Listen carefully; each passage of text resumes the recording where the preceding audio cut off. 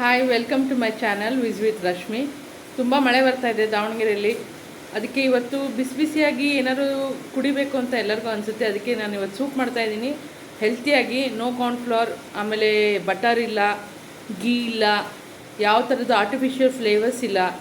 ಹೆಂಗೆ ಮಾಡ್ತೀನಿ ಸೂಪು ಅಂತ ನಿಮ್ಗೆ ತೋರಿಸ್ತೀನಿ. ನೀವು ಮಾಡಿಕೊಂಡ್ರು ಟೇಸ್ಟ್ ಮಾಡಿ ಮನೇಲಿ. ನನಗೆ ಕಮೆಂಟ್ ಬಾಕ್ಸಲ್ಲಿ ಕಮೆಂಟ್ ಮಾಡಿ. ಯಾರ್ಯಾರು ಇನ್ನೂ ಸಬ್ಸ್ಕ್ರೈಬ್ ಆಗಿಲ್ಲ ನನ್ನ ಚಾನಲ್ಗೆ ದಯವಿಟ್ಟು ಸಬ್ಸ್ಕ್ರೈಬ್ ಆಗಿ. Thank you so much. ಬನ್ನಿ ಈಗ ತೋರಿಸ್ತೀನಿ ನಾನು ಹೇಗೆ ಮಾಡ್ತೀನಿ ಅಂತ. ನಿಮಗೆ ಆಲ್ರೆಡಿ ಗೊತ್ತಾಗಿರುತ್ತೆ ಯಾವ ಸೂಪು ಅಂತ ಹೇಳಿ. ಇಲ್ಲಿ ನಾನು 3 ಆ್ಯಪಲ್ ಟೊಮೆಟೊ ತೊಗೊಂಡಿದ್ದೀನಿ, ಅರ್ಧ ಬೀಟ್ರೂಟ್ ತೊಗೊಂಡಿದ್ದೀನಿ, ಆಮೇಲೆ ಕೊತ್ತಂಬರಿ ಸೊಪ್ಪು, ಬೆಳ್ಳುಳ್ಳಿ ಮತ್ತು ಈರುಳ್ಳಿ ಅರ್ಧ ತೊಗೊಂಡಿದ್ದೀನಿ.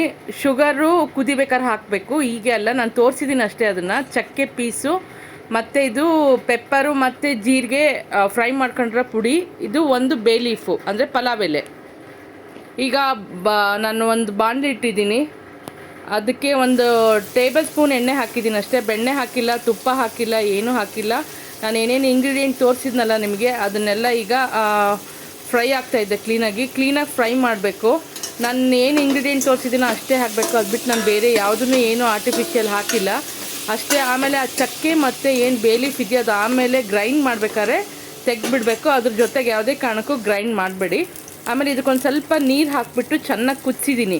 ಈ ಟೈಮಲ್ಲಿ ನಾನು ಪೆಪ್ಪರು ಜೀರಿಗೆ ಹಾಕಿದ್ನಲ್ಲ, ಅದು ನಿಮಗೆ ತೋರಿಸಿದ್ದೀನಲ್ಲ, ಅದು ಹಾಕಬೇಕು. ಅದು ಹಾಕಿದ್ಮೇಲೆ ಮತ್ತೆ ಒಂದು ಸ್ವಲ್ಪ ಖಾರದ ಪುಡಿ ನಿಮಗೆ ಬೇಕು ಅಂತಂದರೆ ನೀವು ಹಾಕೋಬೋದು. ಕೆಲವೊಬ್ಬರು ಹಸಿಮೆಣ್ಸಿಗೆ ಹಾಕ್ಕೊತಾರೆ, ಹಸಿಮೆಣ್ಸಿಗೆ ಹಾಕಿದರೆ ಚೆನ್ನಾಗಿರಲ್ಲ. ಖಾರದ ಪುಡಿ ಹಾಕ್ಕೊಂಡು ಚೆನ್ನಾಗಿ ಕುದಿಸ್ಕೊಳ್ಳಿ. ನಾನು ಕುದಿಸ್ಕೊಂಡು ಗ್ರೈಂಡ್ ಮಾಡ್ಕೊಂಡಿದ್ದೀನಿ, ಅದನ್ನು ಫ್ರೈ ಮಾಡ್ಕೊಂಡ್ಮೇಲೆ ಗ್ರೈಂಡ್ ಮಾಡ್ಕೊಂಡಿದ್ದೀನಿ. ಗ್ರೈಂಡ್ ಮಾಡ್ಕೊಂಡು ಅದೇನು ವೇಸ್ಟ್ ಇದೆಯೋ ಅದೆಲ್ಲ ತೋರಿಸಿದ್ದೀನಿ. ಆಮೇಲೆ ಅದಾದಮೇಲೆ ನಾನು ಸೋಸ್ಕೊಂಡು ಮತ್ತೆ ಇದನ್ನು ಚೆನ್ನಾಗಿ ಕುದಿಸ್ತಾ ಇದ್ದೀನಿ. ಇದು ಮತ್ತೆ ಒಂದು 6 ಮಿನಿಟ್ಸ್ to 8 ಮಿನಿಟ್ಸ್ ಚೆನ್ನಾಗಿ ಕುದಿಬೇಕು. ಬ್ರೆಡ್ ಕ್ರಮ್ಸ್ ರೆಡಿ ಮಾಡ್ಕೊಂಡು ಇಟ್ಕೊಂಡಿದ್ದೀನಿ. ನಿಮಗೆ ಬ್ರೆಡ್ ಸ್ಟಿಕ್ ಬೇಕಾದ್ರೂ ಸಿಗುತ್ತೆ, ನಿಮಗೆ ಅದಿಷ್ಟ ಆಗುತ್ತೆ ಅಂದರೆ ಅದನ್ನು ನೀವು ಇದಕ್ಕೆ ಆ್ಯಡ್ ಮಾಡ್ಕೋಬೋದು. ಆಮೇಲೆ ಈಗ ರೆಡಿ ಇದೆ ಸೂಪು ಕುಡಿಲಿಕ್ಕೆ. ಈ ಮಳೆಗಾಲದಲ್ಲಿ ತುಂಬ ಚೆನ್ನಾಗಿರುತ್ತೆ. ಇದಕ್ಕೆ ನಾನು ಏನೂ ಹಾಕಿಲ್ಲ. ನಿಮಗೆ ಶುಗರ್ ಬೇಡ ಅಂದರೆ ಜಾಗ್ರಿ ಹಾಕ್ಕೊಳ್ಳಿ, ಅಂದರೆ ಬೆಲ್ಲದ ಪುಡಿ ಹಾಕ್ಕೊಳ್ರಿ, ಬೆಲ್ಲ ಹಾಕ್ಕೊಳ್ರಿ. ನಾನು ಇದಕ್ಕೆ ಕ್ರೀಮ್ ಹಾಕಿಲ್ಲ, ಕೆನೆ ಹಾಕಿದ್ದೀನಿ ಮೇಲ್ಗಡೆ ಅಷ್ಟೇ. Ready to drink. ತುಂಬ ಚೆನ್ನಾಗಿದೆ.